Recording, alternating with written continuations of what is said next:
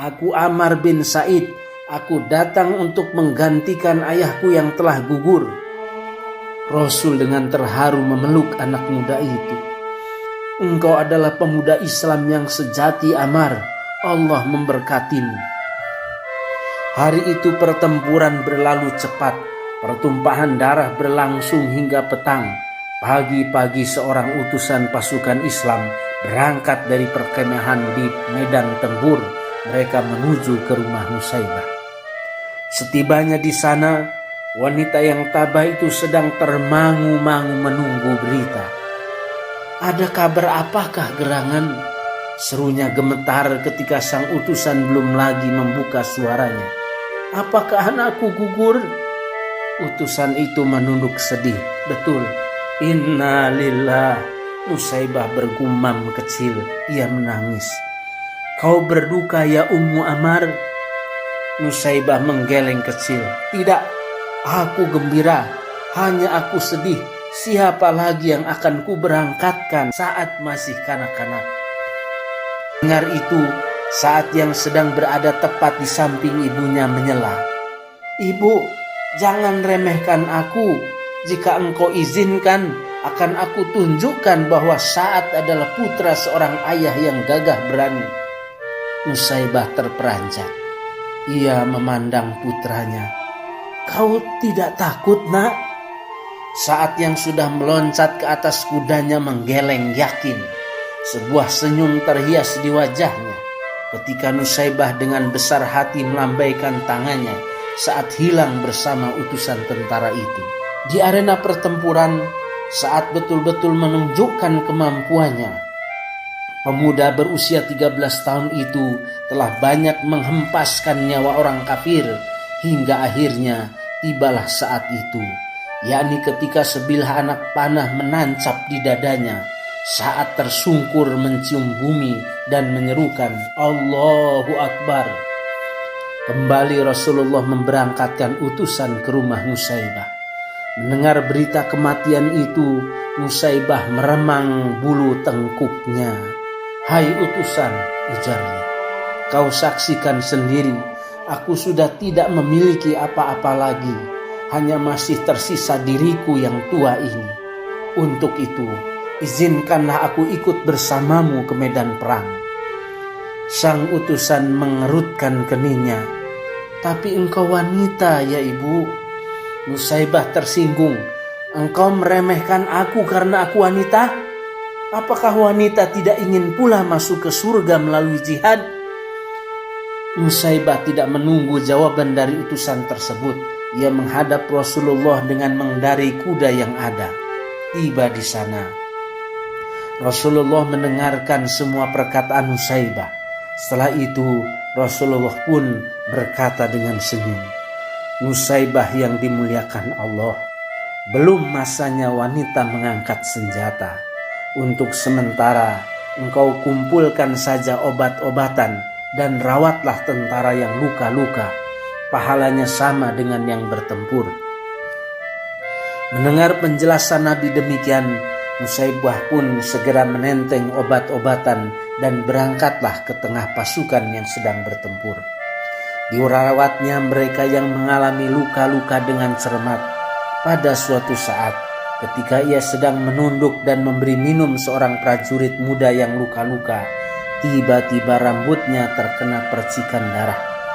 Nusaybah lalu memandang, ternyata kepala seorang tentara Islam tergolek, tewas terbabat oleh senjata orang kafir. Timbul kemarahan Nusaybah menyaksikan kekejaman ini, apalagi ketika dilihatnya Rasulullah terjatuh dari kudanya akibat keningnya terserempet anak panah musuh. Nusaybah tidak dapat menahan diri lagi menyaksikan hal itu. Ia bangkit dengan gagah berani. Diambilnya pedang prajurit yang tewas itu, dinaiki kudanya, lantas bagaikan singa betina, ia mengamuk. Musuh banyak yang terbirit-birit menghindarinya.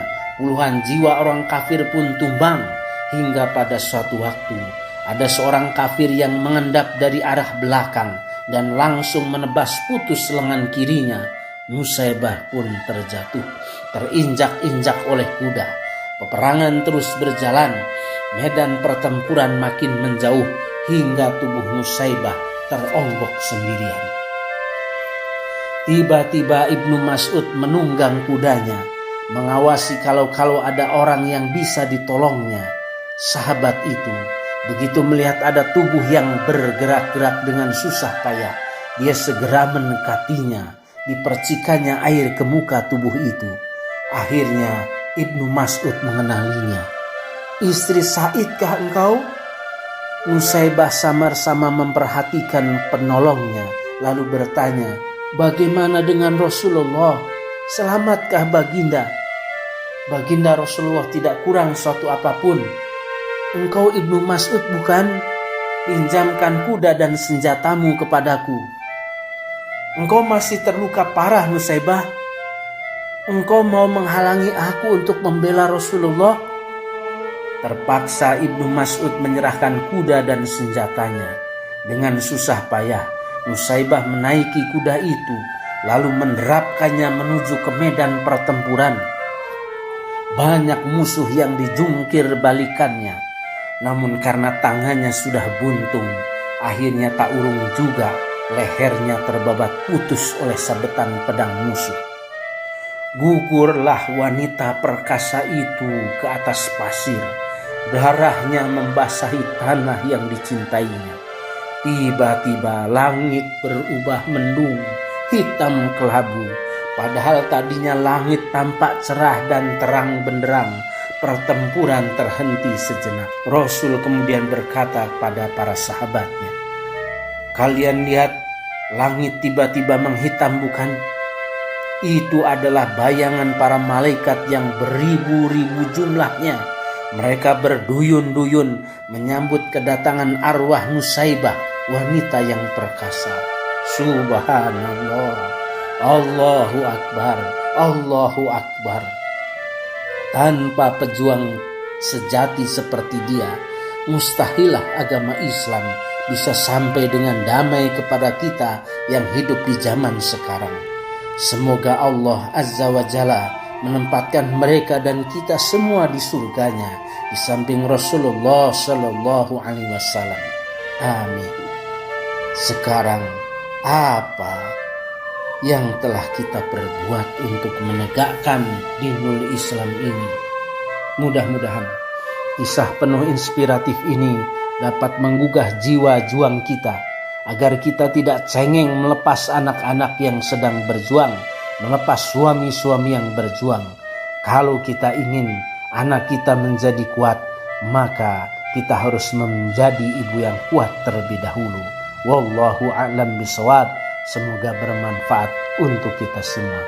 Amin ya rabbal alamin.